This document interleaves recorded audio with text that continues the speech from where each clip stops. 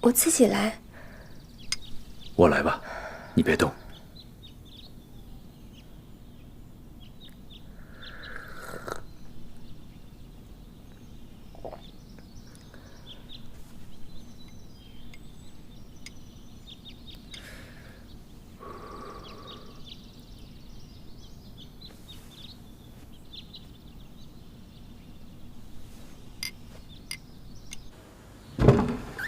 金川战事到了节骨眼上，讷亲屡屡失利不说，居然还糊涂到求皇上派遣大师到军中助战。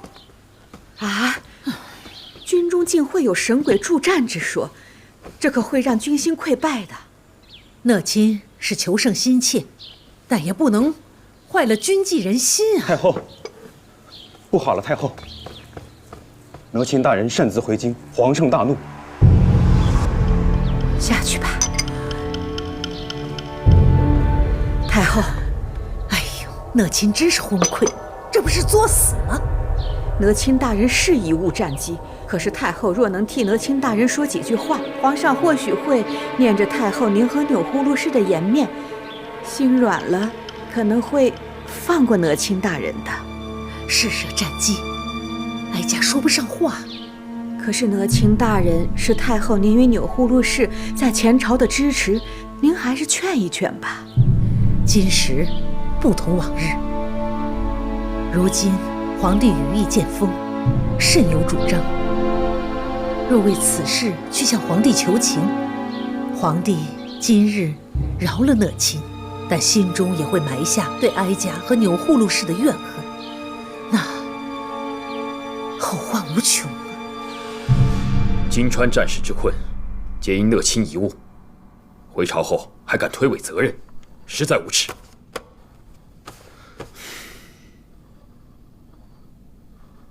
你怎不说话呀？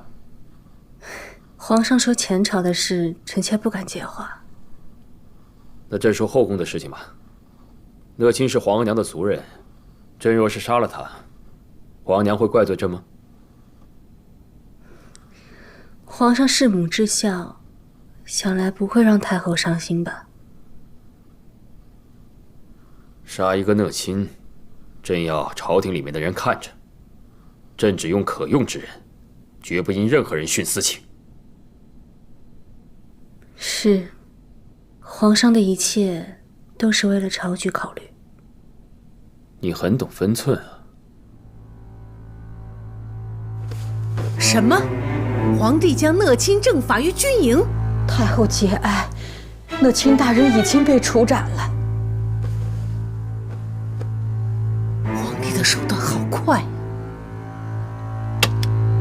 太后，您不知道，讷亲大人被皇上赐死后，军中朝中人人惊悚，欲战无不拼命。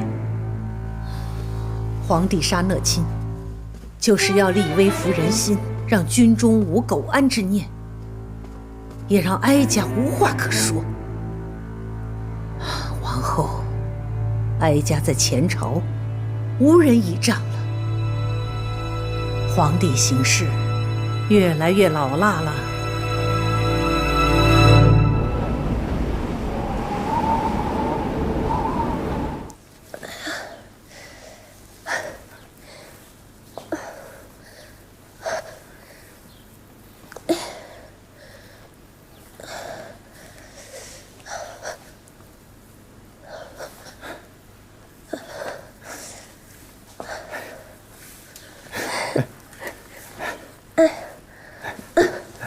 坐下。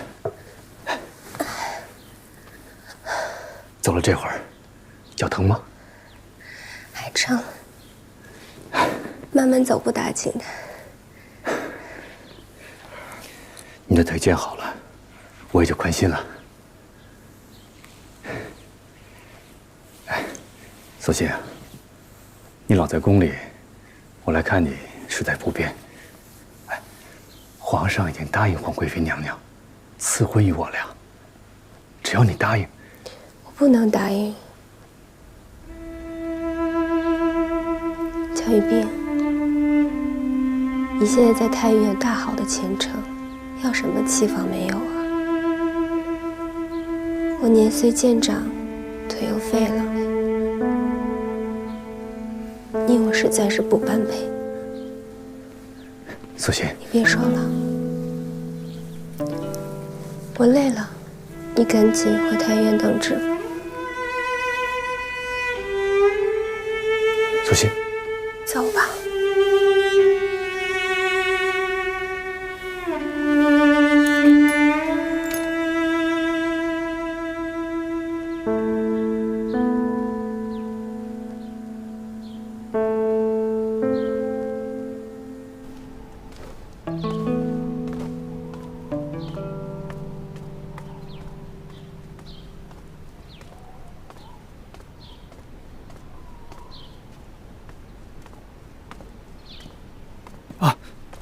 微臣给皇贵妃娘娘请安。起来吧。啊。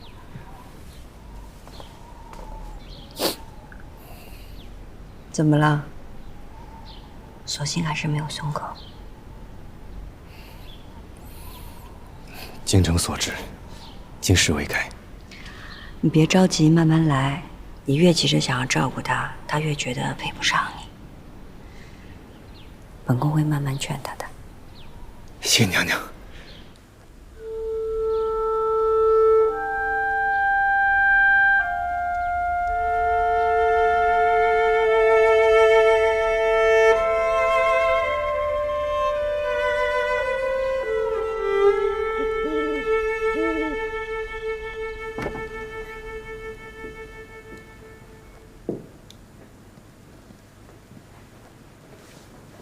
主，不用起来。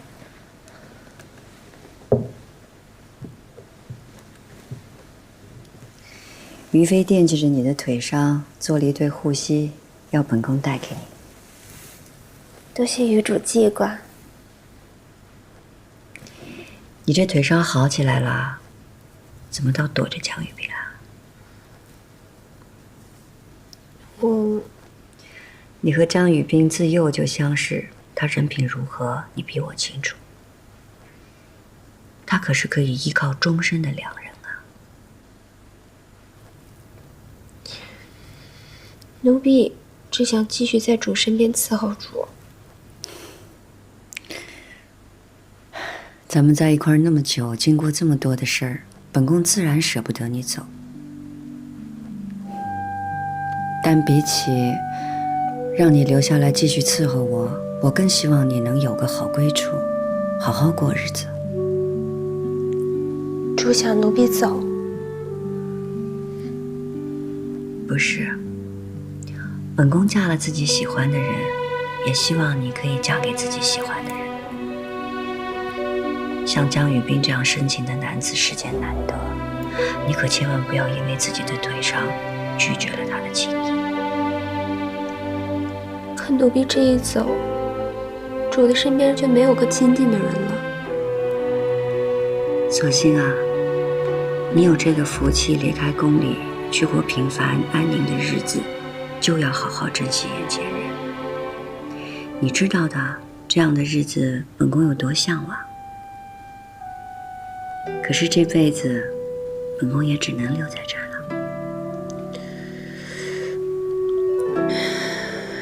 主的话，奴婢记着了。好好跟江雨冰在一块儿，本宫一定会让你体体面面的出家的。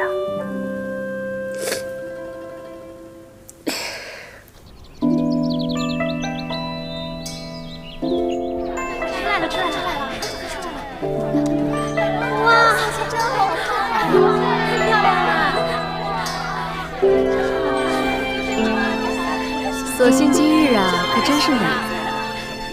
索性为人忠贞，皇上也看重。这一次得皇上赐婚，嫁给江太医，真是让人欢喜啊！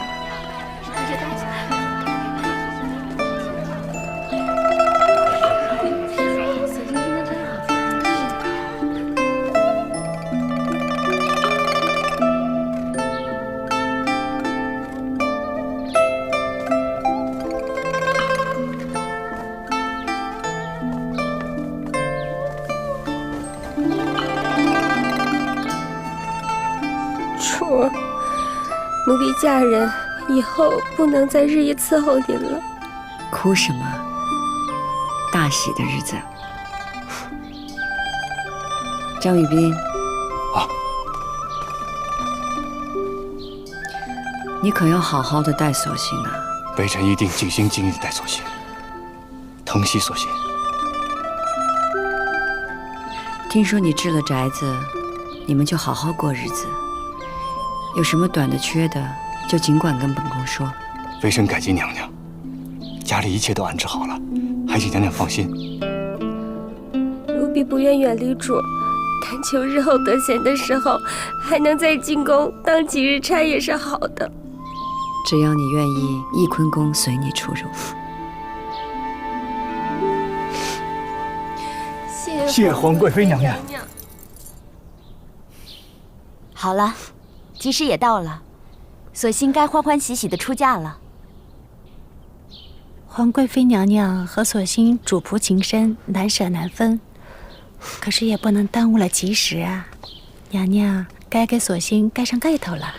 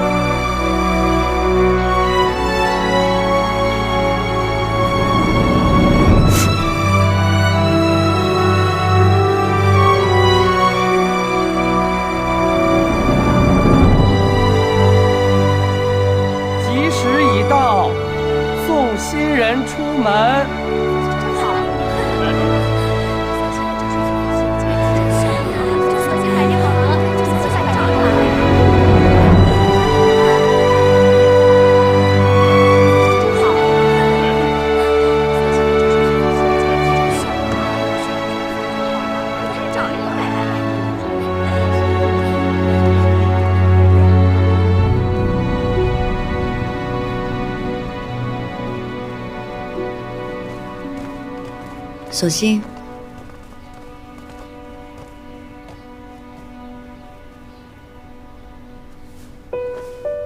只能送你到这儿了。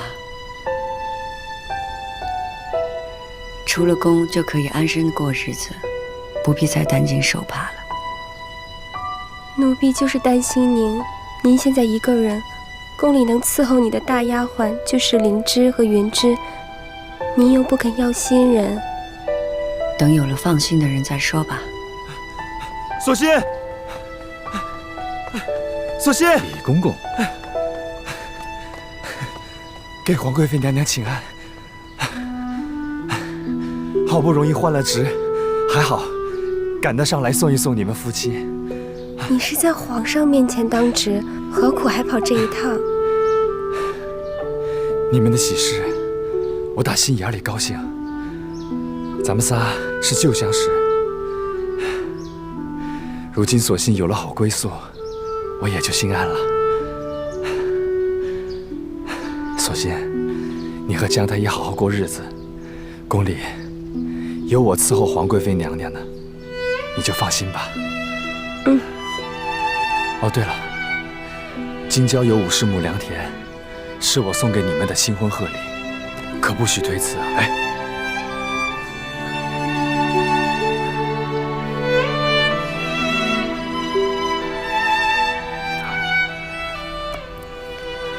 多谢李公公。索性，你还记得吗？以前你带荣华，我就说过，你定会荣华平安。是的，承你吉言了。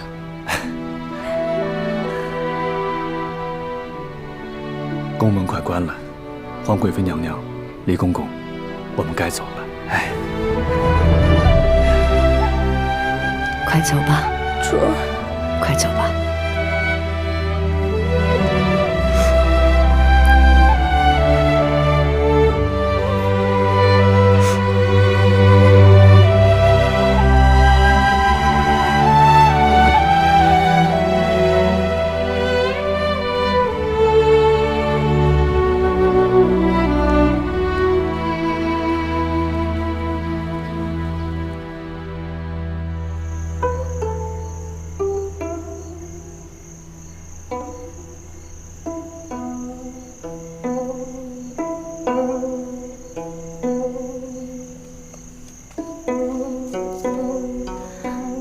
主儿，夜深了，您弹着北琴，若是被皇贵妃听见了，珍叔走了，身边连个说话的人都没有，连弹弹北琴都不许了吗？奴婢不是这个意思。想想皇上从中秋到现在，一次都没来过启相宫。从前他最爱听我弹北琴，如今也只能弹给自己听了。怎么会呢？皇上对主一切如旧，并无怠慢。罢了，你也还算得力。就算珍淑姐姐不在，奴婢也一定会为主尽心尽力地办好差事的。他们都以为我没用了，还早着呢。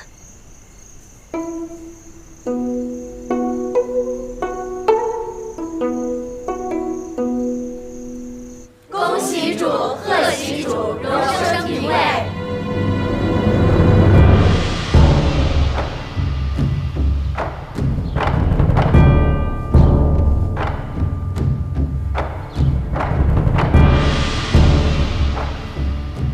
都起来吧。谢丽嫔娘娘。都下去吧。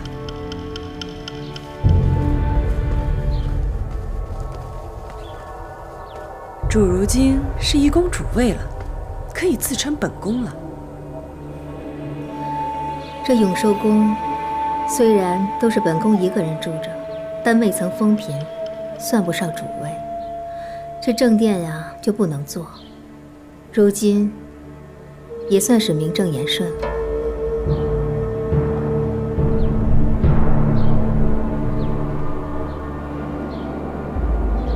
怎么了，主？不高兴吗？受了这么多委屈，成了主位，自然百感交集。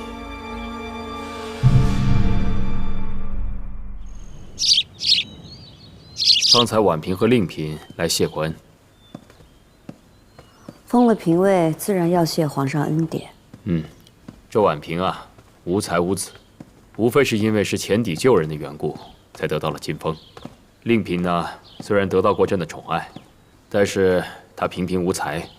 此次你被冤之时，她也极力求情，也算是有德了，嘉奖她也是应该的。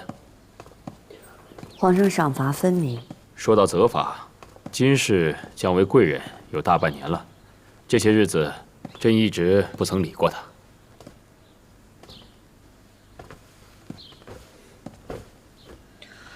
那皇上的言下之意是要理会他了？这金氏啊，到底是皇四子，还有皇八子之母，也是第一个嫁入大清的御史贵女。这些日子，朕对她的责罚，对御史王爷的敲打，也算是让他们长了记性。那皇上要复金氏妃位？若是要复妃位，朕也不肯的，但嫔位总是要的。否则，御史那边修书来问候金氏，知道金氏没有受到朕的恩泽，也会揣测朕是不是还对他们御史王爷的失德之行耿耿于怀。皇上的意思是，敲打即可，一直严惩就不行了。如意啊，如今你已是皇贵妃，要以大局为重啊。臣妾明白。皇上，若金氏再有不轨，您要怎么处置他？不至于了，这已经对他做出了严惩，他也吃了教训，想必他不敢再犯。若是他再有越轨之心，朕也绝不容他。皇上有旨，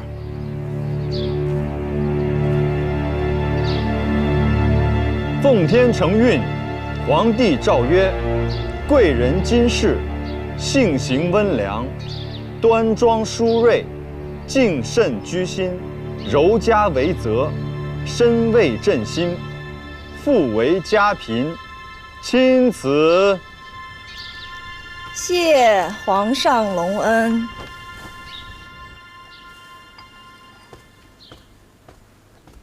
这前朝后宫本是一家，家贫父贵，皇上看的也是他母族的面子。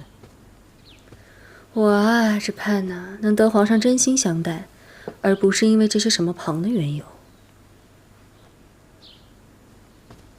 主儿，令嫔娘娘来了，请她进来吧。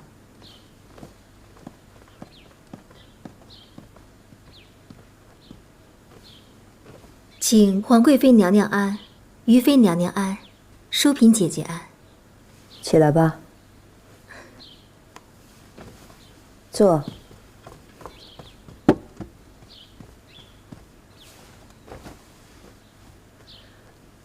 听说皇上负了金氏为嫔，他犯了那么大的错，不配复位啊。配不配，皇上自有定夺。令嫔怎么这般着急？是在担心什么呀？妹妹是担心家嫔再欺凌我了。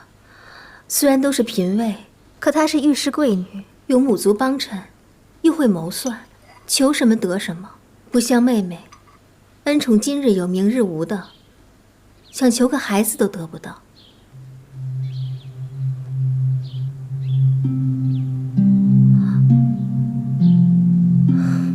罢了，再不满咱们也不能说，免得皇上不快，只能做个聪明人，把嘴闭上好了。皇贵妃娘娘，淑嫔姐姐，咱们可都是伤心人啊。淑嫔，你还年轻，孩子总会有的。你也是。是。其实皇贵妃正当盛年，也该喝些坐胎药，以备有孕啊。子嗣的事儿都是命中注定的，喝再多的坐胎药，强求也是无用。也是。自从听了皇贵妃的劝啊，我这十分想要孩子的心，如今也淡了。这坐胎药，我都很久不喝了。这天色也不早了，我也该先告退了。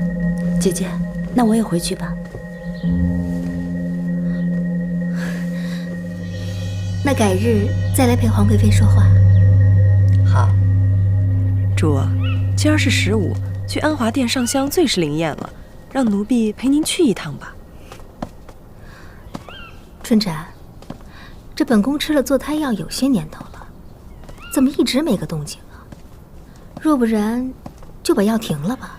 这药是皇上赏赐给淑嫔的，咱们弄来啊已经不容易，若是不喝，怕更难遇喜了。对，家嫔也向太医院求了坐胎药，可仔细着，咱们的方子不能被他选了。那是，皇上赏赐的总好过太医院赏赐的呀。主放心，家嫔知道不了。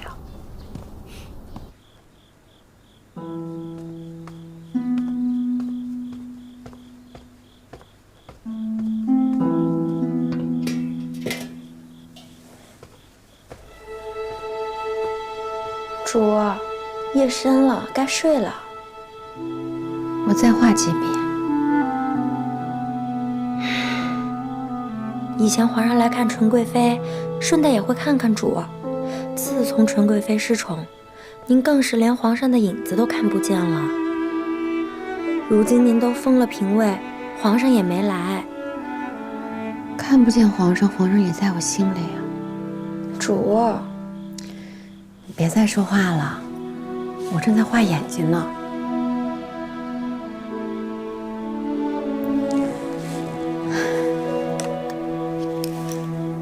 你看，皇上的眼睛在看着我呢。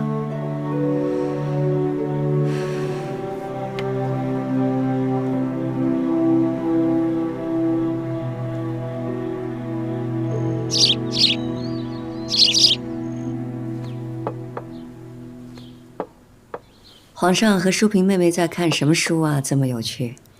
是纳兰容若的《饮水集》。臣妾入宫前就知道皇上最爱纳兰词。这纳兰的词啊，确实极好，读起来啊，口嚼有香。臣妾最爱的是一句：“而今才道当时错，心绪凄迷。”纳兰容若写情真挚浓烈，又不似灰飞烟灭般穷尽，必得细细读来，才得隽永之味。这良日如斯啊，本该与两位爱妃饮酒作诗的，总胜过前朝的老头子在朕的耳根前聒噪。罢了，等明日朕将张廷玉告老还乡的折子发出去之后，朕就可以清静些了。皇上国事安定，可家事……皇上啊，永璜的福晋来回禀，说开春以后，永璜的身子是一日不如一日的。皇上得空该去看一看呀。这永璜的病啊，无非是自己的心思重，而且生了不该生的心思。朕已经叫齐汝去给他瞧瞧了，让他安心静养，不要再生这些无妄之想了。可是臣妾放心不下。那得空的话，你就和纯贵妃去瞧瞧他吧。是。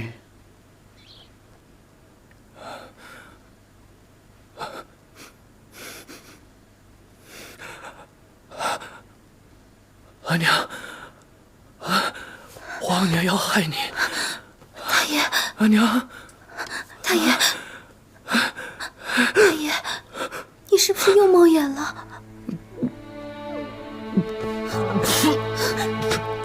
你怎么又吐血了？臣妾去找太医。不要了，我刚才做了个梦，皇娘她……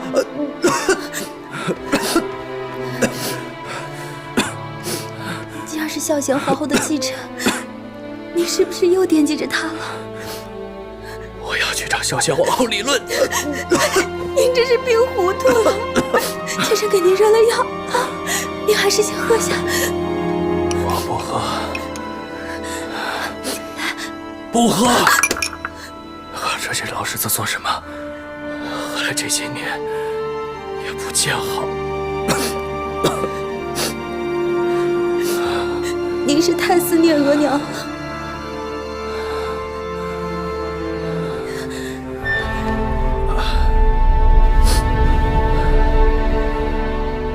额娘死得太冤屈，要不是额娘死得早，我也不至于被皇阿玛冷落，失了父子恩义。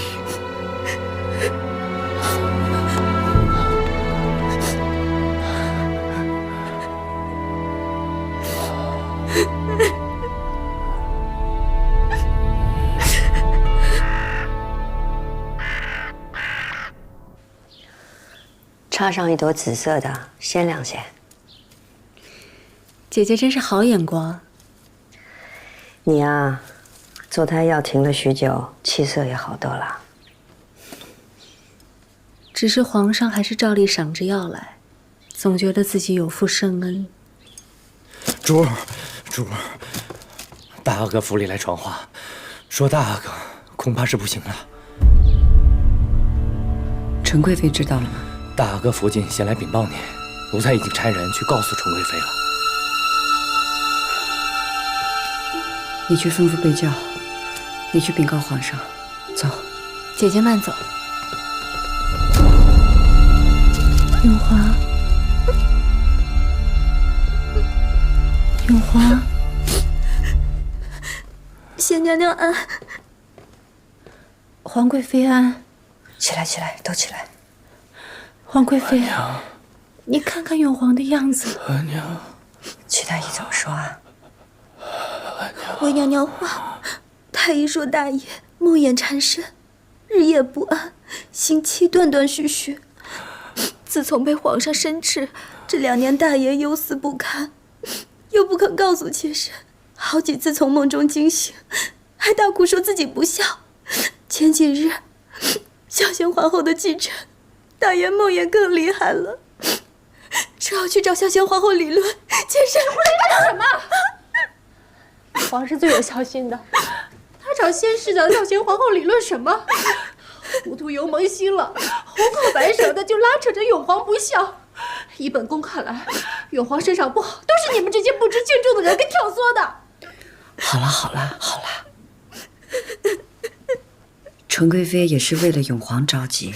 是，妾身知错了。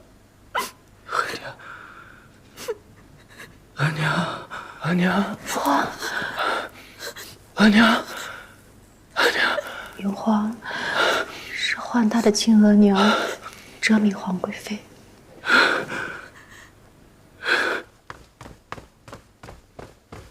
皇上，方才3宝急报说大阿哥怕是不大好了。什么？备驾，朕要见永皇。这。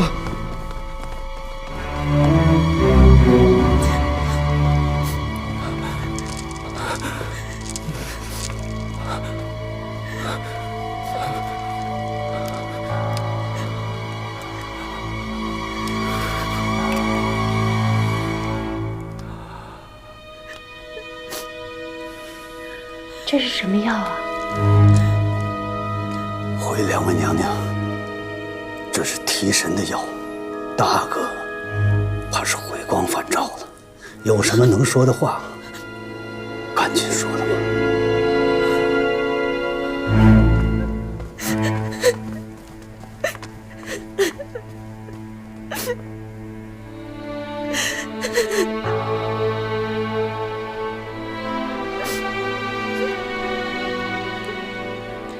永皇，母亲，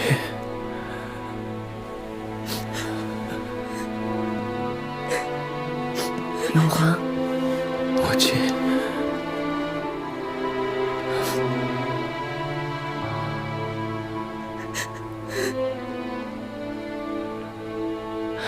想来永皇有话对皇贵妃说，我们先出去了。出去吧。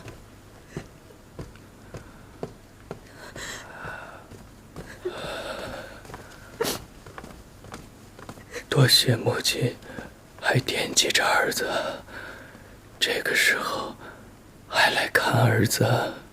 你小时候第一次叫我母亲，那时候你就是我的孩子，而且永远都是我的孩子。儿子自幼便失了额娘，被人欺辱，是母亲给了儿子关爱，给了儿子牺牲。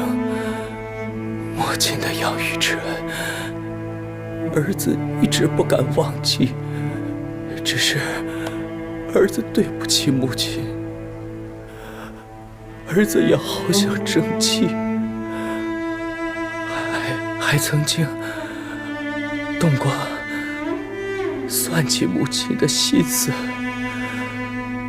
如今怕更是没有机会给母亲尽孝了。哪有母亲和孩子计较的？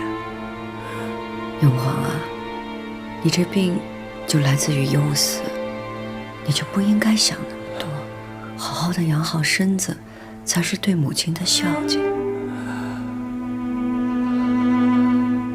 儿子自知怕是不能了，这段时间啊，儿子总是梦见我额娘。儿子该是去找我额娘了。你额娘哲敏皇贵妃要是地下有知，她也会让你好好养病，不要胡思乱想的。母亲，母亲，是孝贤皇后害死了额娘，话骂儿子对孝贤皇后不孝，儿子是真的孝敬不了啊。我恨他。永璜，宫里边是有这样的闲话，可是闲话是不能往心里走的。这不是闲话，是有人明明白白告诉儿子的。有人告诉儿子，孝贤皇后当年是如何怨我额娘先生下了我这个长子而容不下他，又是如何怨我额娘再有孕而动了手脚，害死了额娘和我的未谋面的妹妹。有人告诉你的？是，只可惜，我明明白白知道的时候，孝贤皇后已经死了。我知道了真相，也没有机会给额娘报仇了。母亲，儿子的心好恨呐！究竟是谁告诉你的？是嘉嫔。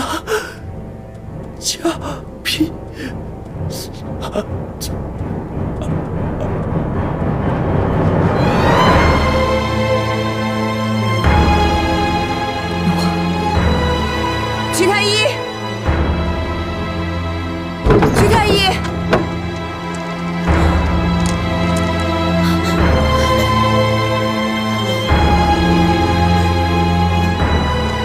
为两位娘娘，大哥红了。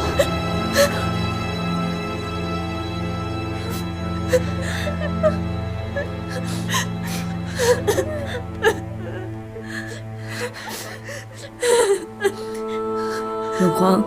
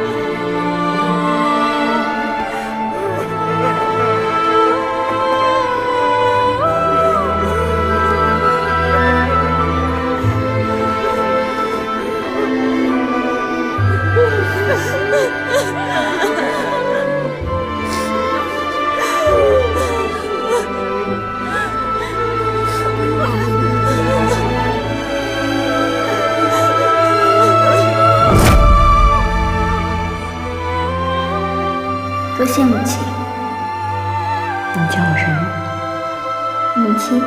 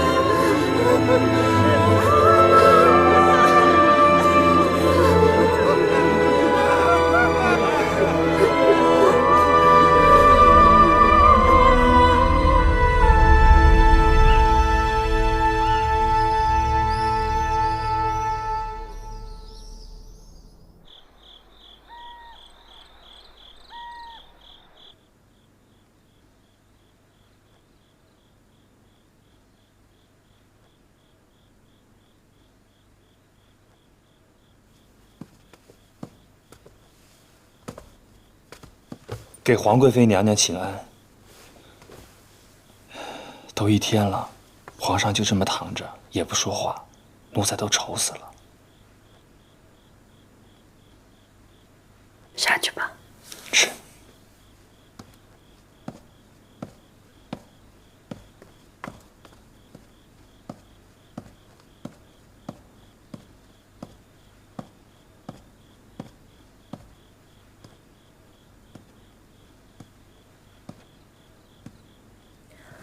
皇上，你来了。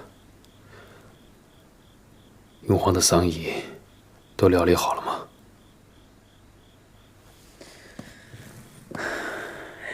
都料理好了，皇上就安心吧。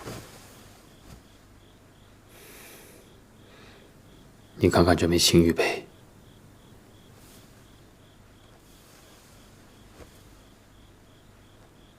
一对子母石，是朱茵的陪嫁。虽然都是富察氏，但她的家世远比不上孝贤皇后，所以这枚玉佩并不算十分名贵。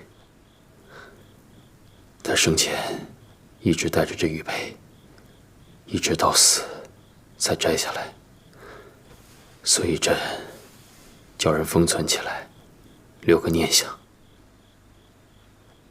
你看，这子母石十分亲热，天伦之乐，毫无嫌隙。皇上是想念这名皇贵妃了。臣妾知道，皇上心里难受。可如今这名皇贵妃和永皇也算是母子团聚了。如意啊，朕不是不愿意给永皇脸面，去参加他的丧仪，是朕不敢面对。永皇病重的时候，朕不愿听到他一点点病重的消息，甚至不愿去见他，因为朕怕他见到朕只剩怨恨的眼神。朕也不想再一次自己的孩子走在朕的前头。臣妾明白的，所以将皇上的意思告知永皇的府里了。王公命妇也都去致哀了。